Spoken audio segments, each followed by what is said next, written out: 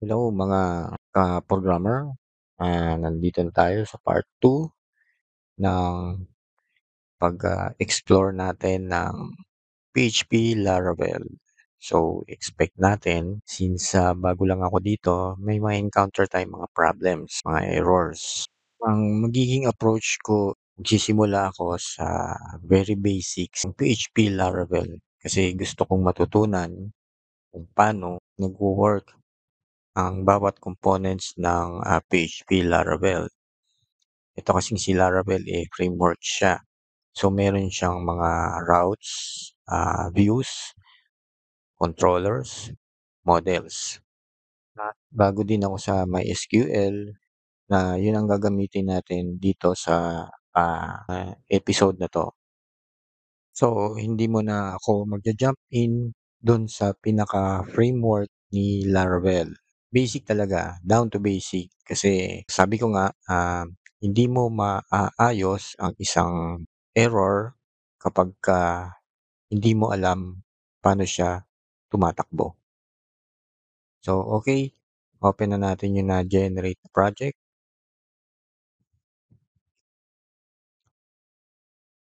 So, ang first goal natin ngayon is ma-view ito sa browser. So, paano ginagawa yon? So, open tayo ng terminal, new terminal, and make sure na yung path na makikita nyo rito ay yung folder, pinaka-root folder ng project na natin. Ang ita-type lang daw natin is PHP Artisan Serve. So, yan, nagra-run na yan yung service niyan. I-control click lang natin para mag-open sa default browser natin.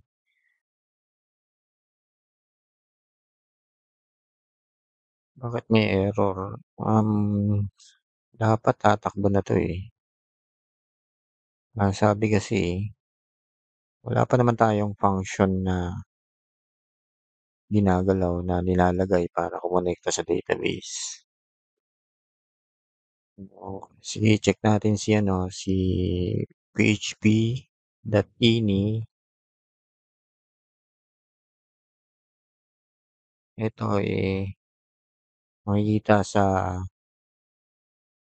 root drive C kung saan natin nilagay si PHP, yung php.ini.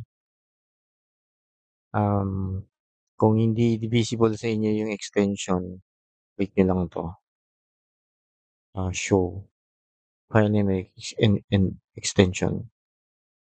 So, click nyo 'yan, hanapin natin si extension,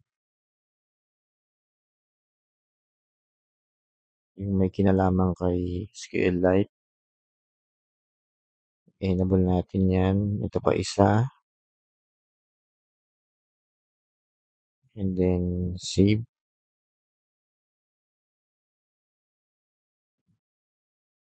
and then refresh, did not find driver. Siguro start natin si server. Magre-restart 'yan, control C lang daw, stop, and then i-run natin ulit itong PHP Artisan Serve. So ayun, nakita na si SQLite, yun nga lang, naghahanap siya, nag-e-execute siya ng query. Bakit? Hindi pa naman tayo kokonekta sa database. I-view lang natin yung project sa browser. Oo. Sabi daw, punta dito sa env, check natin yung DB. Ang gagamitin natin MySQL. Baguhin na rin natin to. MySQL. And pilitan daw tong session driver ng file. Save. Tapos i-run natin uli si PHP Artisan Serve.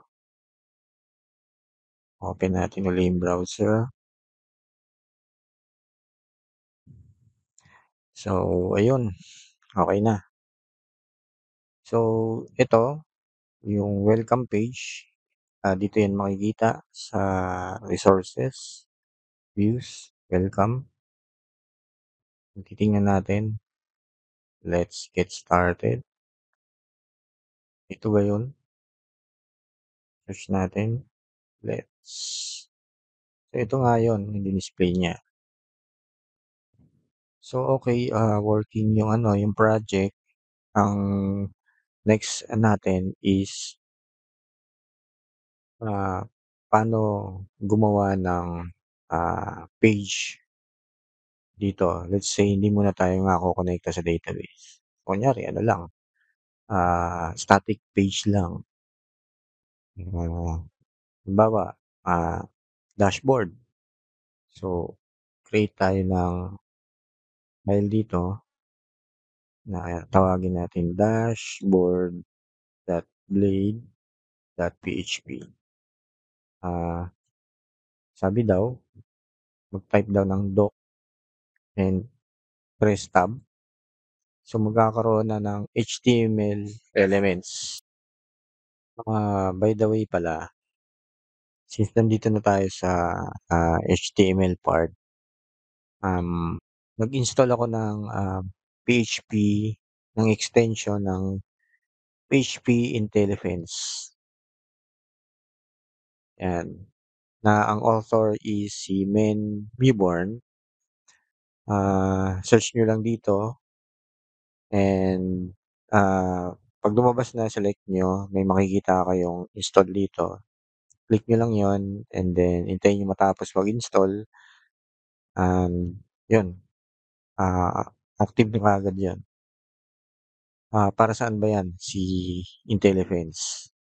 So, dito kasi pagka ko-code na tayo ng HTML, ah, halimbawa maglalagay tayo ng form na tag, makikita niyo may lumalabas na, context menu o kaya mga suggestion,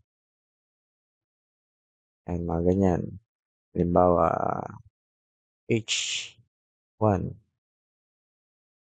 o kaya H lang. Ano pa ba yung mga puwedeng ilagay na tag? So, ito, ah, ang naglalabas niyan si ano, si PHP Intelligence. May isa pang ginagawa si PHP Intelligence, fino-format niya yung document o yung code mo. Halimbawa, hindi pantay-pantay 'yan, hindi tapat 'tong si body, hindi rin tapat 'tong head, sa HTML mo ganyan. So, ang hirap basahin at ito hindi pantay-pantay, hirap basahin 'yan ng ganyan. So, may shortcut key na Alt-Shift-F. So, pagpapantayin niya 'yan para mas madaling basahin yung code. So, okey, balik tayo. So, since dashboard 'tong gagawin natin, lagyan natin siya ng title or and then lagyan natin siya ng H1, welcome to sample, login project. Ayan, ta's terminate natin 'yan ng H1 din. Dagdagan natin ng paragraph. This will demonstrate the code functions. Ta's i-terminate natin yung paragraph. Tapos, tuwing gagawa tayo ng, bagong page, bagong view, kailangan lagyan natin 'yan ng route. Dito sa routes, sa web.php naka-define yung mga routes.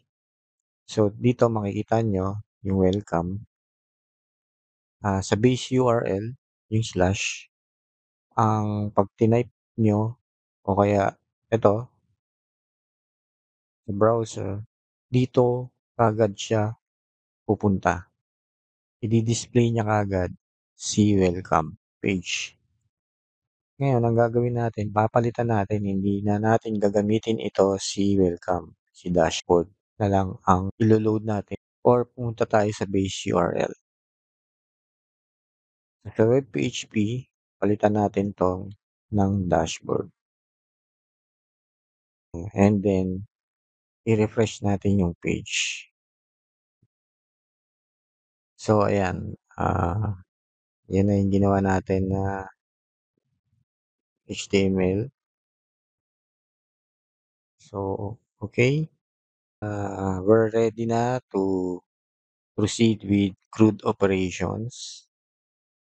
So, i-run by lang natin kung ano yon. So, create, read, update, delete. Susundan lang natin 'to. So, magsisimula muna tayo mag-create ng user para makapag-login tayo. So, 'pag nakapag-create na ng user, magla-login tayo. Ang gagawin nun magre-read and then next papalitan natin yung, username by this, function and then last ide-delete natin yung user. So, first gagawa tayo ng, registration page. So, iiwan muna natin 'to si dashboard. Dun muna tayo kay registration page. Create tayo ng file, ah, register.blade.php, ganun uli. Papalitan natin 'to ng registration.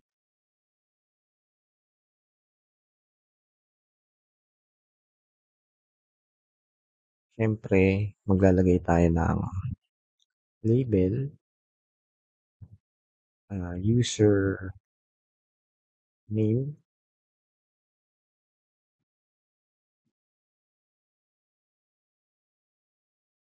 label, and then input of type text. Lagyan natin yung name para matawag natin yung control.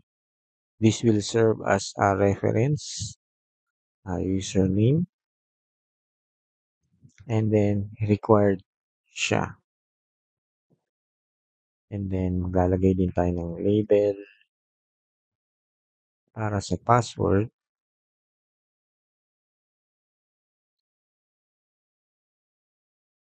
And copy natin 'to para mabilis.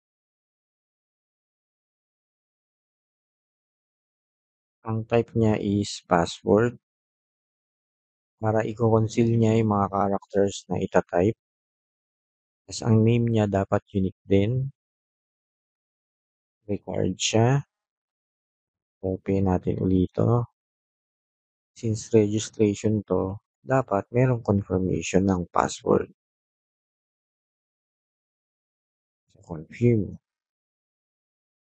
password, type password, and name niya is cpassword. So, dapat unique kasi.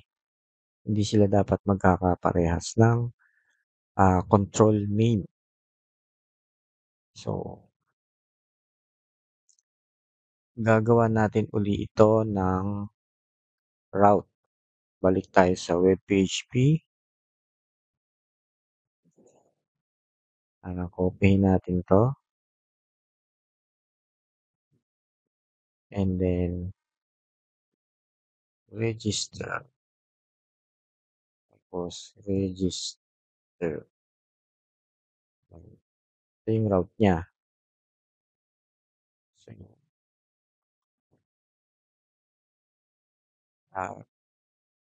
tumatakbo pa ba si server natin?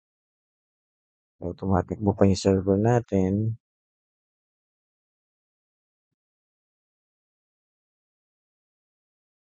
So, para makakadiretso tayo dun kay register, ita-type natin si register. Hindi yata nakita si register. Dito naman siya sa route dash register. Di kaya dapat small caps 'yan. So, save natin and enter natin ulit. So, yun, case sensitive talaga si PHP Laravel. So, ito na yung ginawa natin. May nakalimutan tayo, yung register button. So, balik tayo sa kay register page, button, type, submit,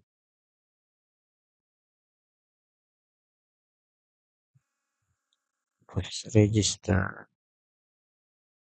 and then terminate natin yung tag.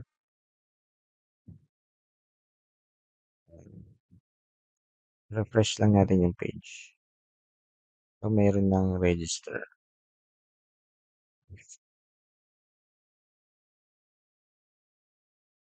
Ayan. So, walang mangyayari pa dyan. Ayan o, papansin nyo hindi nagre-reload yung page kasi wala pa siyang submission na nangyayari.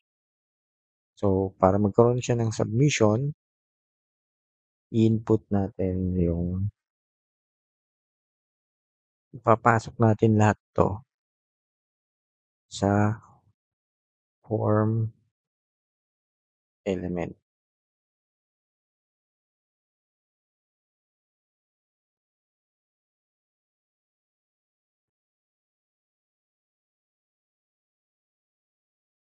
And then, meron tayong ilalagay na attribute na method, post, and then action equals to slash register.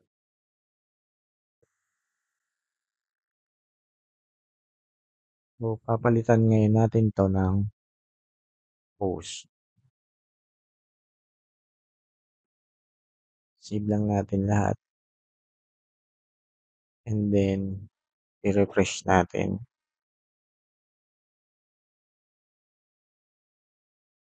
Oo nga,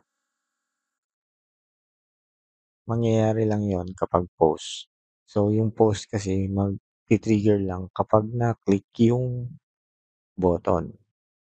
So, ibabalik natin yung get.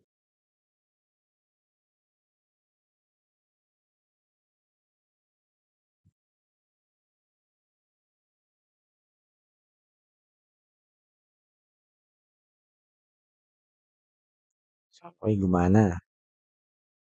Try natin i-click si register, lagay tayo ng values. Try natin kung gagana si register. So, gumana naman, yun nga lang page expired siya. Sabi kasi, ah, tuwing magke-create ka o gagamit ka ng form, maglalagay ka ng @CSRF. Security reasons daw 'yan. So, once na meron na 'yan, ah, try natin mag-register.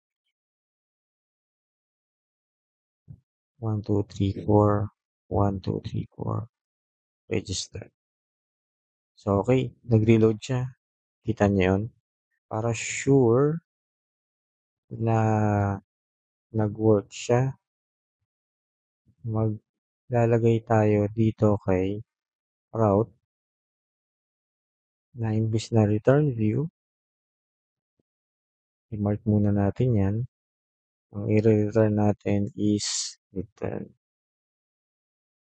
register posted. Halimbawa lang, 'yan ulit.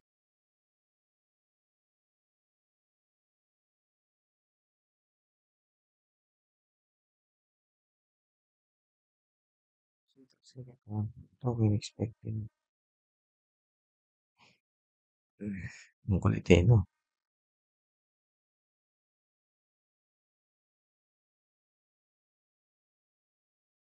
So, ayan, lagay uli values, register, okey. So, nag-aano nga siya, nagsa-submit na siya. So, next, paano naman natin makukuha yung mga in-input natin dito? So, paano natin maipapasa, mare-retrieve yan o mai-store? So, dun sa route, maglalagay tayo ng function. So, ipapasa natin sa variable na request, ito kahit anong pangalan. So, halimbawa, param, yan, puwede rin yan. Ah, para mas standard tayo, katulad na rin ng ibang mga tutorial kung gusto niyong manood ng ibang tutorial, dun tayo sa request. Siyempre ilalagay natin yan ng type, declare natin siya as request. Pero hindi siya kilala. So, ang gagawin natin, use illuminate http/request.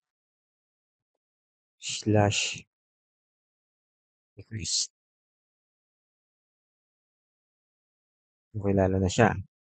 Ngayon ito si request, isang object siya na magko-contain ng mga nakalagay dito na may name.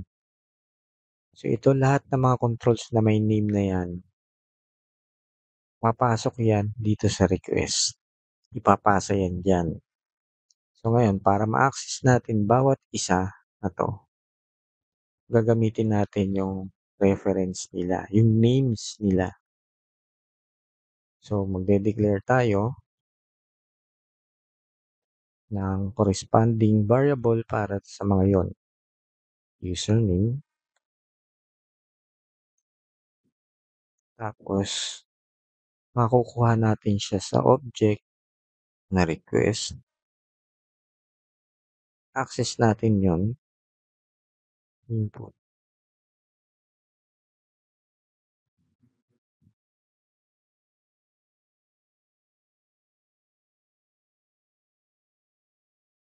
Gano'n din gagawin natin sa password.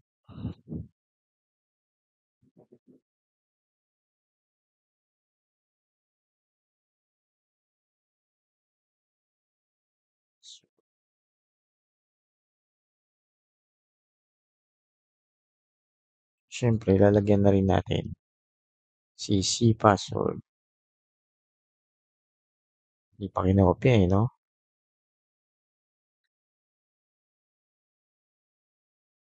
C password. So, para ma-make sure natin na nakukuha nga yan, nare-retrieve natin yan dito sa function, di-display natin yan. User name is dot, dollar username.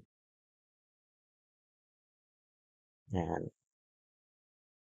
So, buksan natin uli si browser. Punta tayo kay register.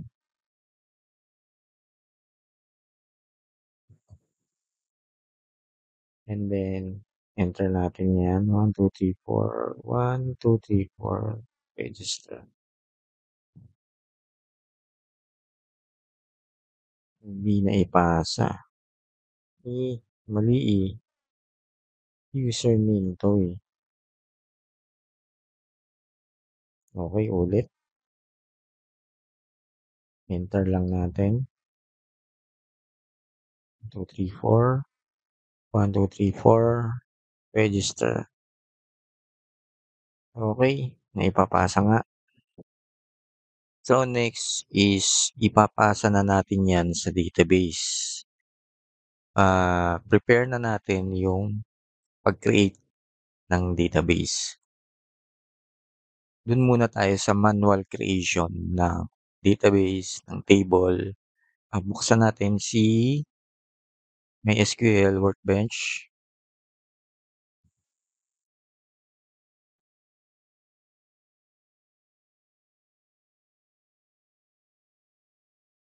Tapos nasa schemas tayo. By default dito kayo niyan sa administration. Dito tayo sa schema tab. Ah, Pag-create ng ano ng database, right click, create schema.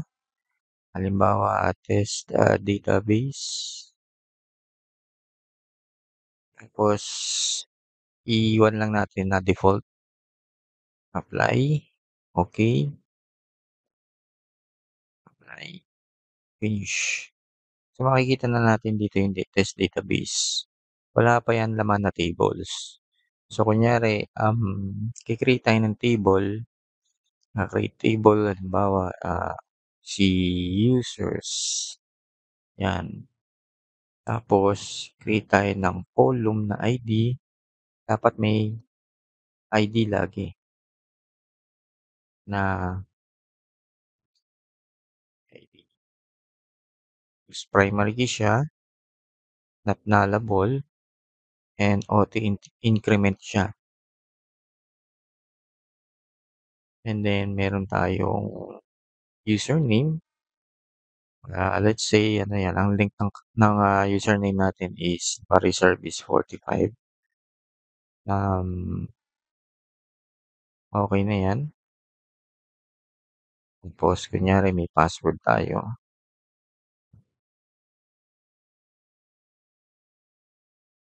Let's say ganyan siya. So, i-apply lang natin, finish. Makikita natin na meron na siyang users table. So, created na rin yung columns niya. Ngayon, meron ding way sa, PHP Laravel. Meron dito kasing script na pag-create ng table. Nandito siya sa database, migrations. Tapos meron 'to, kasama ng, pag-create ng table na meron ng ID, name, email, email verified at password. Ayan, tsaka kung ano-ano pang mga sinama niyang mga standard na columns. Naka-define na rin kung ano siya, unique yung email, nullable, 'yan. So ito table lang 'to, pero yung creation ng ano, ng database, dun pa rin sa, MySQL Workbench. So, ito hindi natin 'to gagamitin. So, create tayo ng sarili natin na gagamitin ng, project natin na sample login. Apply, apply, finish. Asan na yun? Ito, si sample. So, wala pang tables 'yan. Ngayon, dito natin gagawin yung, ah, pag-create ng table. May babaguhin pa tayo sa ENV. Iko-connect na natin siya sa database. So, i-uncomment lang natin 'to.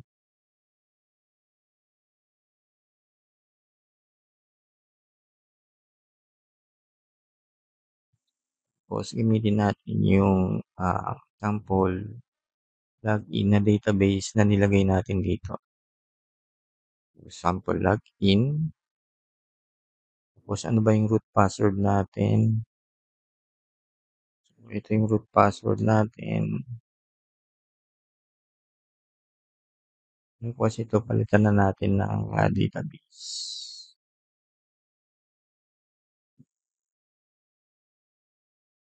And then hira natin si PHP artisan migrate.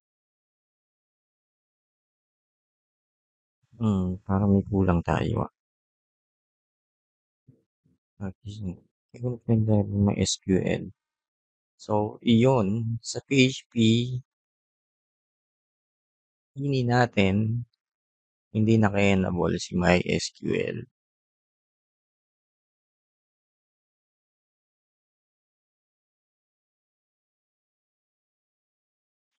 MySQL,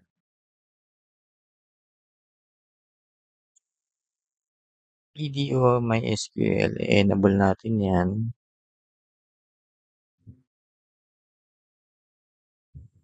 yun lang yata yung kailangan.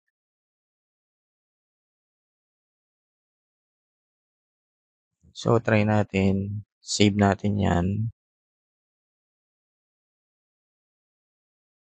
and then i-run natin uli yung PHP Artisan migrate,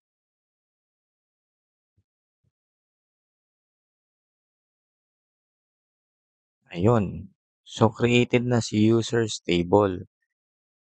So dito 'yan galing. Check natin ngayon si MySQL Workbench, i-refresh natin.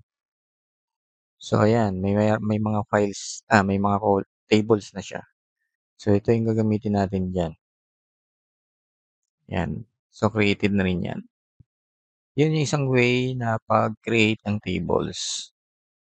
So next, para ma-save natin, yung mga in-input natin sa database, ah, balik tayo dito kay, ah, post, register. So ito na nga, nakukuha na nga natin yung mga, data from here, and then siyempre maglalagay tayo ng second level ng validation. Bakit second level? Yung first level kasi ng validation ginawa na natin. So ito, naglagay tayo ng required diyan. So automatically pagka clinic natin si register at hindi natin nilagyan ng laman lahat ng mga fields na yan, hindi siya tutuloy. So yun yung first level ng validation niya. So ang second level, yung, siguro yung logic validation na. Halimbawa ito si password tsaka si confirm password. So dapat meron tayo diyang, validation. So if, ah, password equals to si password, ang gagawin niya, bago natin i-save sa database 'yan, i-encrypt na natin si password. Hindi kasi puwedeng i-save natin 'yan ng kita kaagad sa, database. Halimbawa sa users, select ko natin, host. Hindi puwedeng kitang-kita dito si password. Paano kung na-leak yung database, di lahat yari na. So kailangan i-encrypt natin 'yan. Magde-declare lang tayo ng siguro hindi na, i-override na lang natin yung same variable ng bagong encrypted na password. So, password, hash, password, tapos ito daw, yung parameter niya, default na lang muna tayo. So, papalitan niya na yung, from here, yung original na password, and, 'pag na-execute na 'to, papalitan niya na ng encrypted na password. Ngayon kunyari hindi yan match, magre-return tayo ng error. So, ang ire-return natin is turn back sa previous page, tapos samahan na natin ng, error. So ito, ano 'to, session name 'to, automatically i-create niya, and ise-save niya rin sa session name na yan yung error message na, password do not match.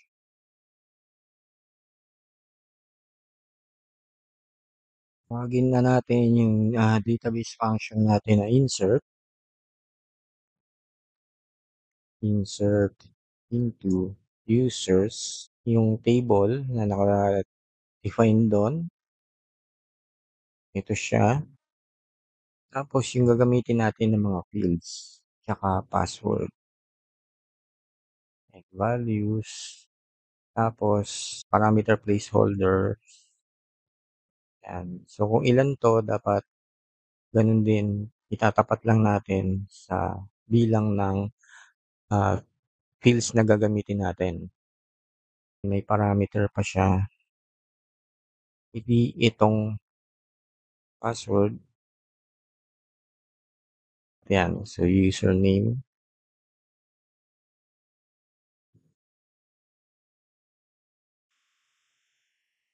gano'n ulit kapag hindi uli kilala yung, ginagamit natin na resources, idadagdag lang natin siya dito, use illuminate support slash package pp. So, ang gagawin nito, execute niya lang yung query natin na insert. Burahin na rin natin yung isa, magre-return tayo na registered successfully. So, yun, right now wala pang laman yung, users table natin. So, magre-register tayo. So, run natin siya. Anong nangyari? Parang may kulang tayo sa registered, sabi na, eh.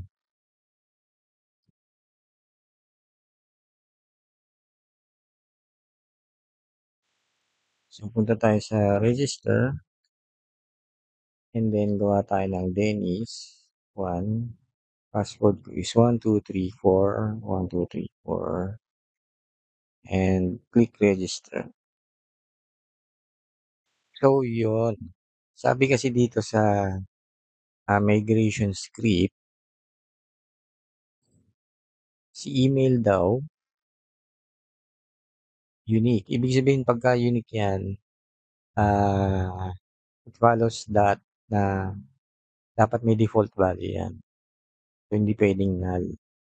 So, hindi naman natin siya gagamitin dito sa sample project natin, just to proceed kasi ginamit natin yung ano niya, migration script niya, yung table niya, eh. Ah, gawa na lang tayo ng, ah, default value. Gawa na lang tayo ng variable ni email equals to blank. Tapos lagay na lang natin dito si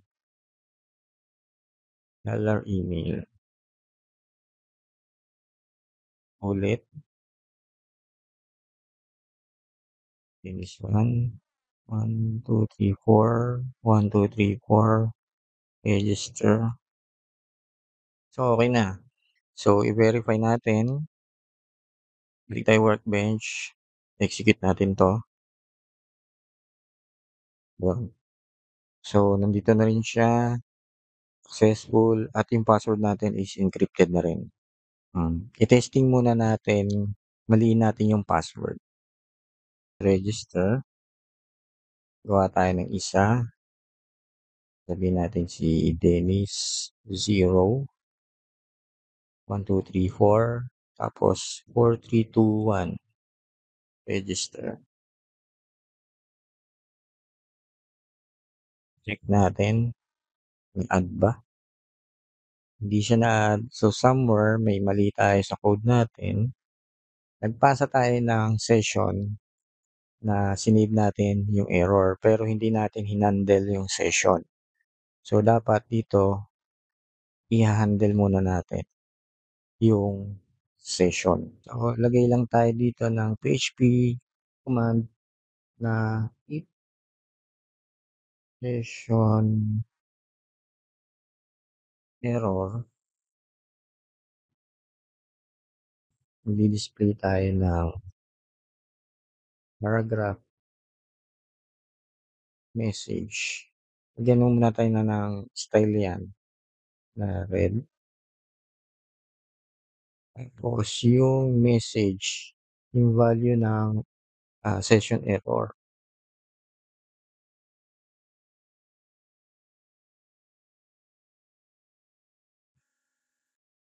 So, i-close natin yung tab. terminate na natin 'yan. Kung hindi naman, tutuloy lang siya rito. Ulit, gawa tayo ng, Dennis 01, 2, 3, 4. Tapos mamaliin natin 4321 register, 'yun. So, hindi siya tumuloy, password do not match. So, okey yung, ah, session natin. Okey din 'tong validation natin. So, next, doon na tayo sa, second part ng root operation, yung read. So, magla-login na tayo.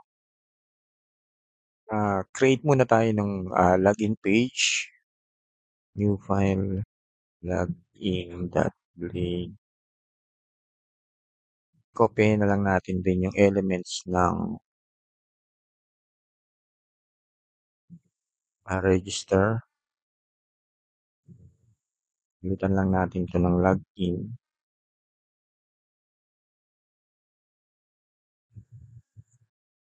Tapos login, ta's may username, may password, pero wala na 'tong confirmation. Login. Of course, lalagyan uli natin siya ng route, login, use login.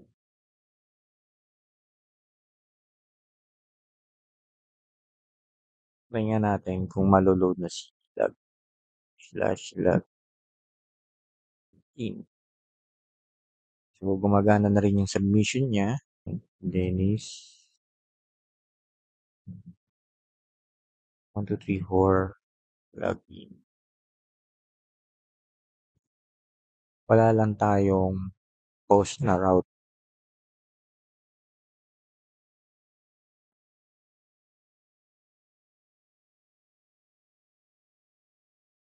So, palitan natin 'yan. May request, hindi na natin kailangan 'to. Hindi na rin kailangan yung email na 'yan. And then, wala na rin tayong validation nito ng password. So, wala na rin 'to. Burahin na natin 'yan. Ife-fetch natin yung record based dun sa username. Kailangan meron tayong variable object na sasalo ng record na makukuha natin. So, kunyari dbusername, dbuser na lang. Kasi ano 'yan, may kasama na diyang username, meron na rin diyang kasamang password, and tatawagin natin si db,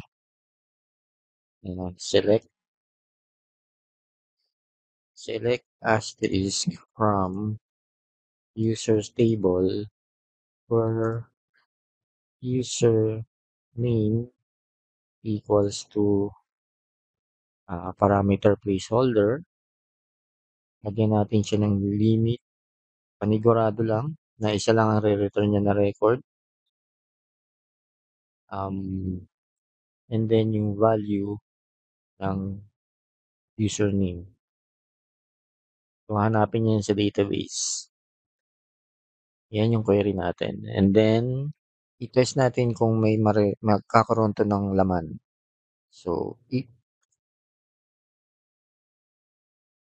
db user, yung $db user, yung index niya is 0. Siyempre, may validation tayo. Kung ang password niya ba tama doon sa pinasa, sa in-input niya.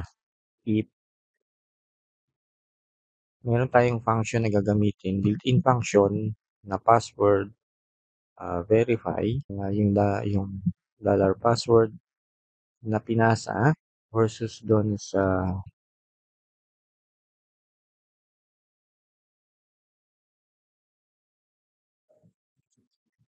So, pagka parehas siya, ngayon ang gagawin natin, ire-return natin na lang muna, eh, welcome, DB user name. Pagka hindi naman siya match, return to previous page, access natin yung with function niya, save natin sa session error yung message na invalid password. Wala namang na-return sa DB user, return to previous page, sorry,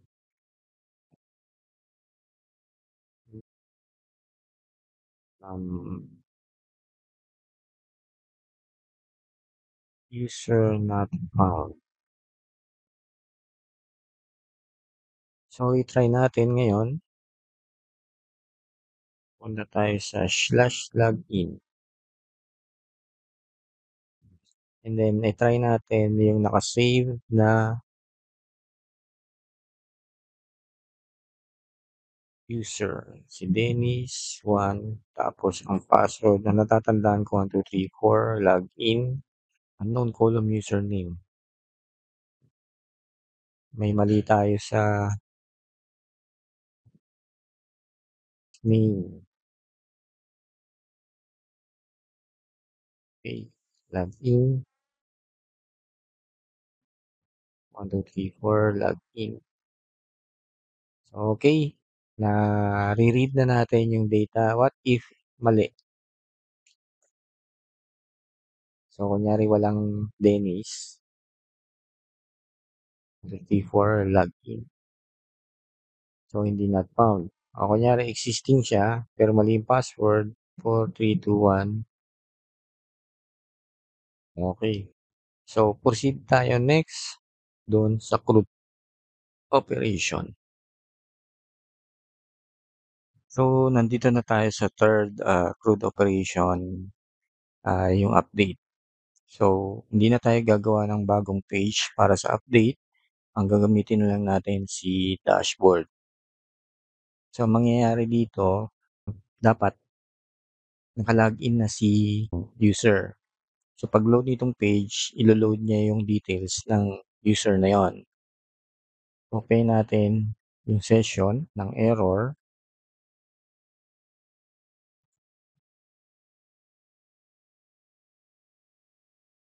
And yung form.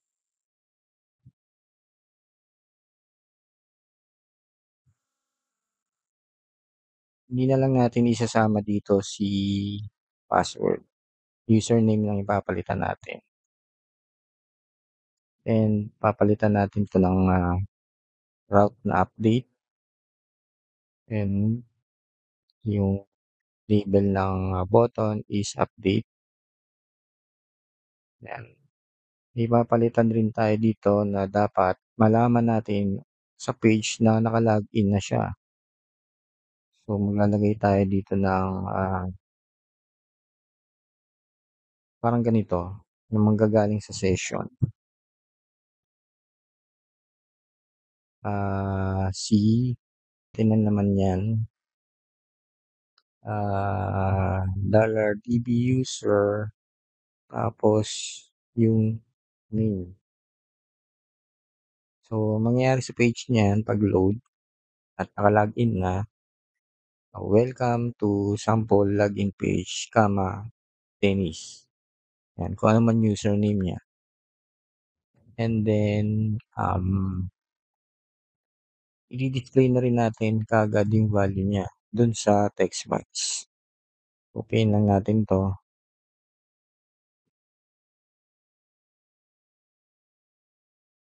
Pag-click niya ng update, i-trigger niya yung update na route. Wala pa tayo nun. Okey ko na lang 'to,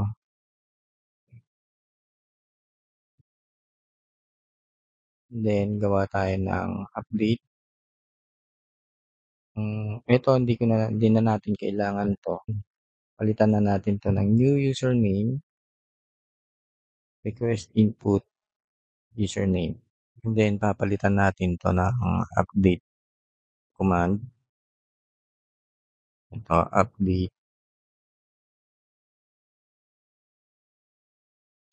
user stable, set name equals to, parameter placeholder, and then yung new username, papasa natin diyan.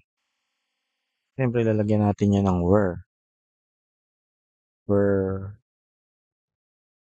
ID is equals to another parameter placeholder, then manggagaling yan yung magiging value nito sa session.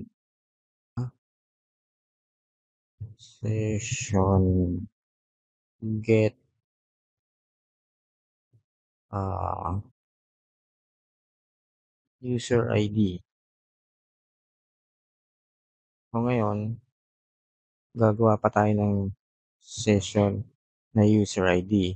Sinong gagawa ng, session na yan? So pagka login, so hanapin natin si login route. So pagka-validate ng password, so maglalagay tayo ng session dito, session put user ID, $db user, ID, and then isi-save din natin sa session yung user name,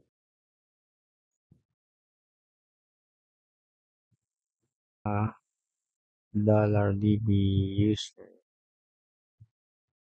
name. So saan nanggaling 'tong ID tsaka name? Dito yan galing sa ID tsaka name. So columns yan ng database, ang table na user, and then, papalitan na natin 'to ng, redirection. So kapag nakapag-login na, redirect siya kay dashboard.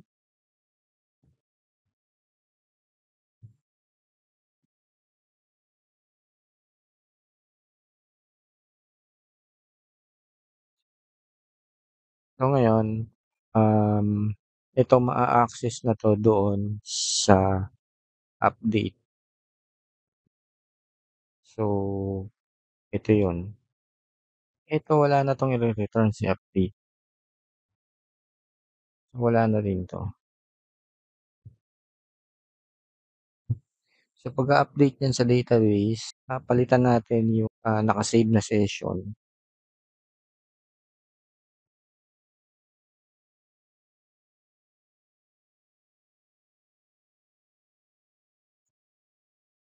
ng bagong pangalan, and then pagka na-save na, return tayo sa previous page, access natin yung with function, um, na gawa tayo ng session na success, and meron tayong message na user username dated successfully.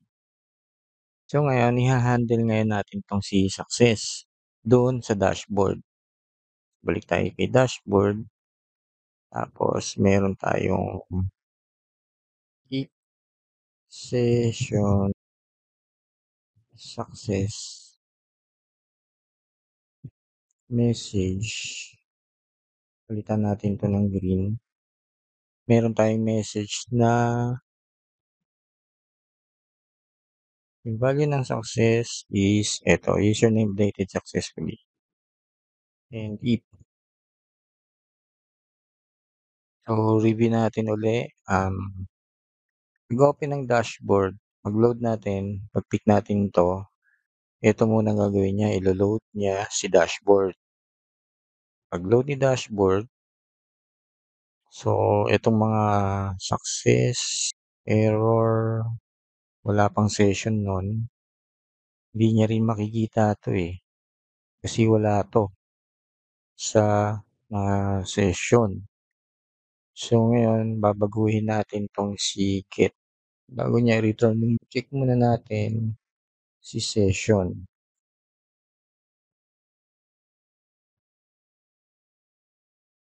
Kung meron siyang naka-save na user ID. Kung wala, ito, kung wala, not existing, return, redirect. I-re-redirect natin siya sa login page. Tapos ang message niya, please log in first. Ngayon, kung meron, didiretso siya. I-fetch natin ngayon, $dbuser equals to select as from users table, where ID is equals to, lalagay tayo ng 1, comma, pinaka-save sa session, get, user ID. Ite-test natin ngayon si DBuser. Meron tayong pang test niyan, eh, si DBuser. Copy na lang natin para mabilis tayo. Ito, balik tayo kay get, meron tayo niyan. Pero may babaguhin tayo dito. Wala na tayong, password verification. So kung existing 'to, may ni-return siya, ire-return na natin si dashboard. Copy natin 'to, yung view ni dashboard. Pero may, ipapasa tayo, si user, si DBuser, user, $dbuser. Ngayon kung hindi naman, ire-redirect natin siya kay redirect, kay login, read, error, user not found. Tapos ito wala na 'to.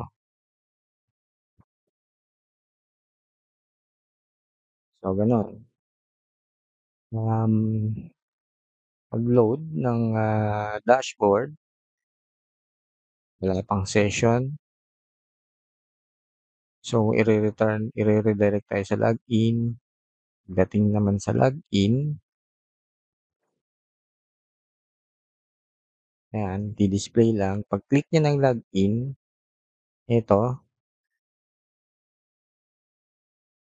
so gagawa siya ng session na user ID, username, and then ire-redirect uli siya pabalik sa dashboard. So pagdating sa dashboard, ito uli yung gagawin niya. Meron na tayong session. Didiretso dito, se-select niya yung user, return yung details ni user, and then ire-return yung view ni dashboard na may DBuser. So, tingnan natin si dashboard. Ito yun, oh, DBuser.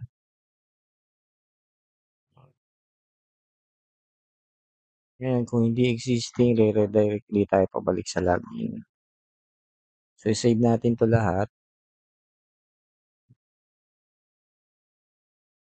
Okay. And then, itry natin. Close muna natin. So, maglo-load si dashboard.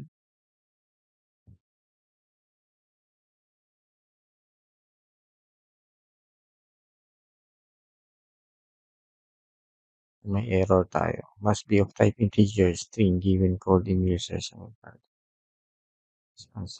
Argument number two. So, may mali tayo rito, mali yung format nito. Base dun sa error, argument number two must be of type integer string. So, argument number two is wrong. Dapat ganito siya eh.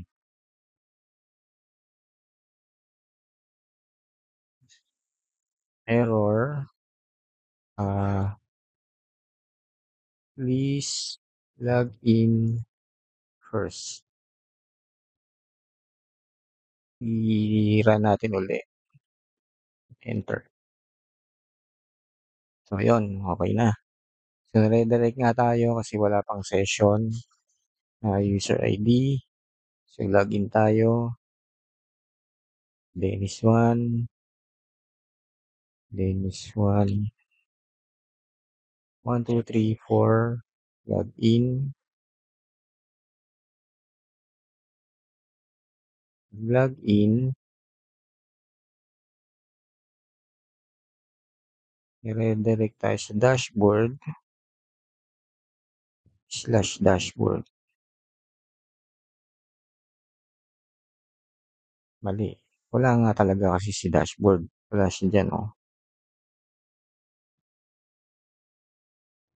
Wala nga tayo niyan, eh. So, dapat yan si base URL kasi ito siya. Yan siya. Okay. Restart na lang muna natin si partition serve,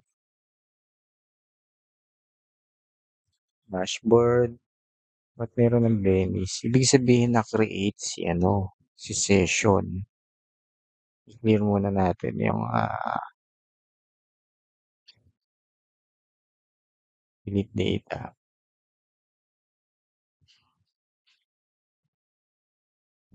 Sigaw natin uli. Yan. So, nire-direct tayo kay login. Login tayo uli. 1, 2, 3, 4. Login. Welcome to sample login Dennis1. This will demonstrate the root function system. So, dapat gagana yung update natin. So, sa update, make sure update username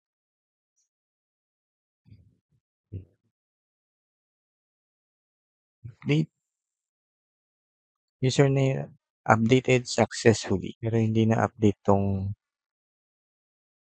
mga pangalan. Check natin si database kung na-update nga kay database kasi hindi natin pinalitan. So, di ba? Palitan natin yan ng Dennis2 update. Ayan, update na, Dennis2 na. So, check natin yung database. Di na-update na. So, okay. Doon na tayo sa last part ng CRUD operation, yung delete. So, balik tayo doon sa dashboard. Magdadagdag tayo ng button type.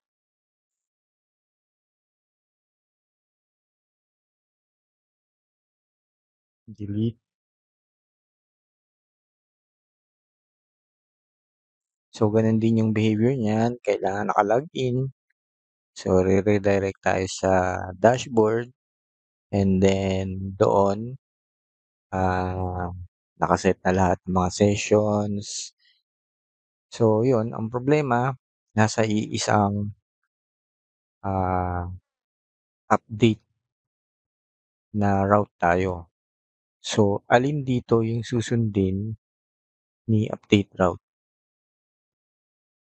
So, alin doon?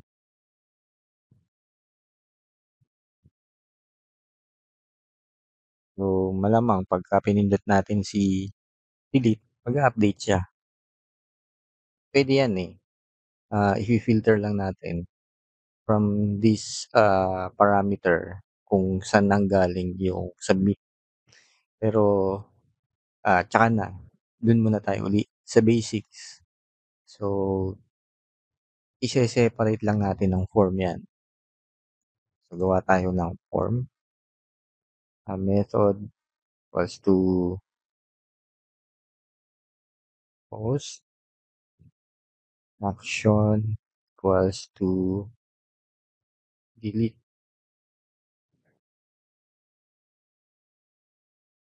and then si delete button lang yung ilalagay natin do'n.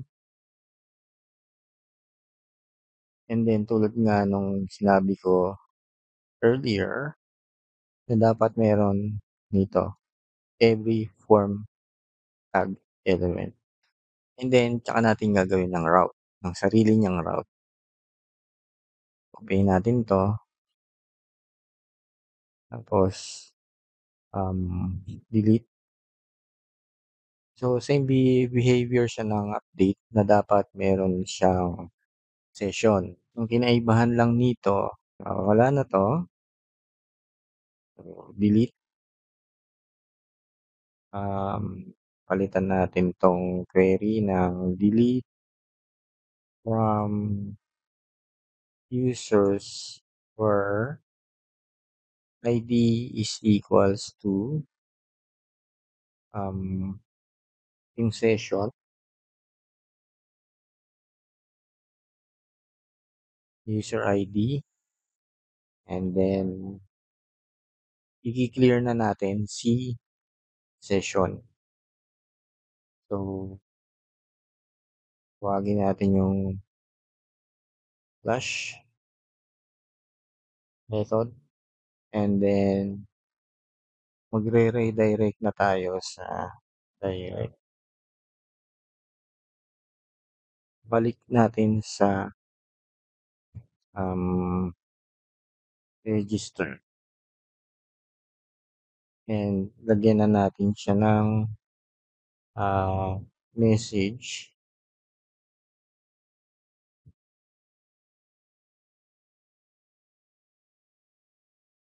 access from, yung message user deleted successfully. Tapos tingnan natin yung register na route. So, let's see, save, i-clear natin uli yung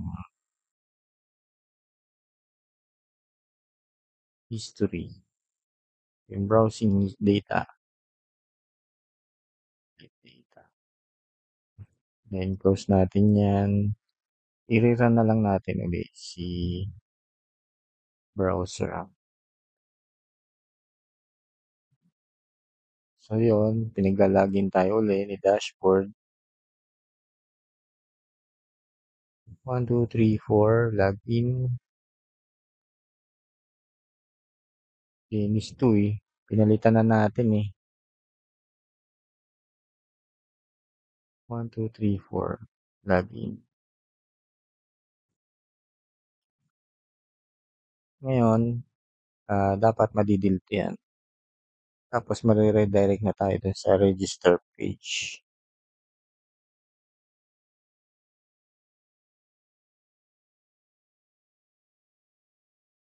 Hindi na natin kailangan to yung parameters eh.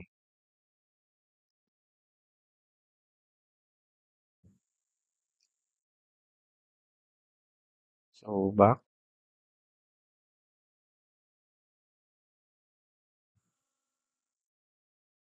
So, delete. Try natin delete. Method allowed. Supported method post lang.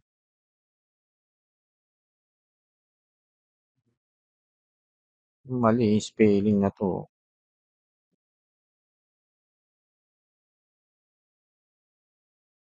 Okay, ulit. So, dun tayo sa base URL. Delete. Sa registration tayo, eh, 'no? Yung registration na page walang handling ng, ah, access, dashboard. Copy natin 'to, session success, register. Check natin kung na-delete nga yung user. Yun nga, na-delete na. So, ngayon, um, create tayo ng isa pang user. Siya uli, 4321, register, page expired. Balik tayo sa base URL. Um, hmm,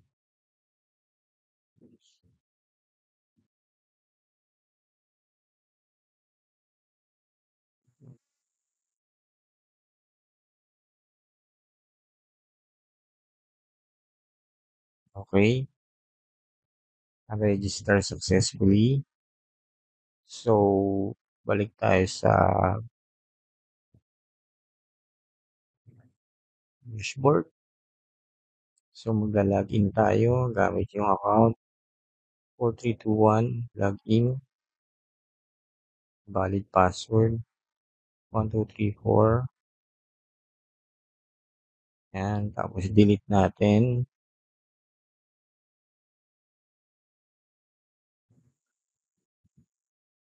Hindi ko dapat lalabas na yung ano, yung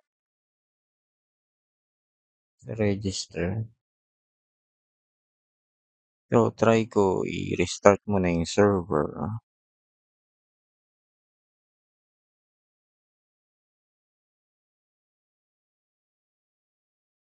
And then, run uli yung browser.